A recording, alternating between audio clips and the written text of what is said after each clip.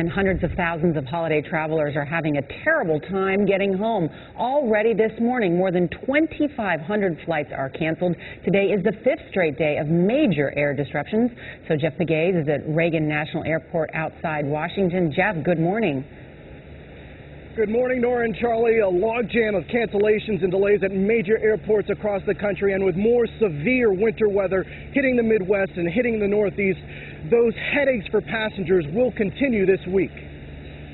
Across the country, some travelers weren't stranded for hours, but for days. Our flight was supposed to leave on Friday, so we've been stuck Saturday, Sunday to today, and now I have no idea when we're going to get home. More than 12,000 flights have been canceled or delayed as freezing rain hit the Northeast and close to a foot of snow paralyzed the Midwest. At New York's LaGuardia Airport, some travelers were told they would have to wait 4 more days for a departing flight.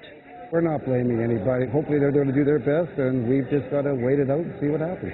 On Sunday morning, JFK was closed for more than 2 hours after a Delta jet carrying 35 people landed safely, then slid off an icy runway.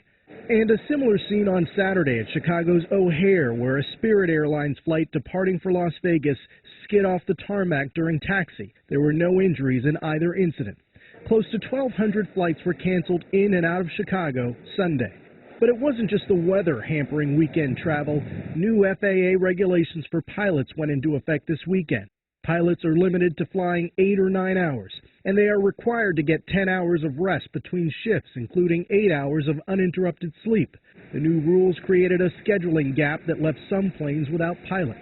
The reality of life is, this is what was needed. We needed to make sure that our pilots were fit for duty.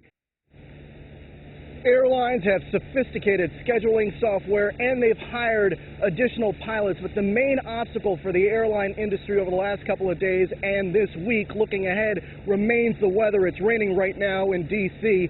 As mentioned, about 2,500 cancellations across the country, and that is a number that is almost guaranteed to rise.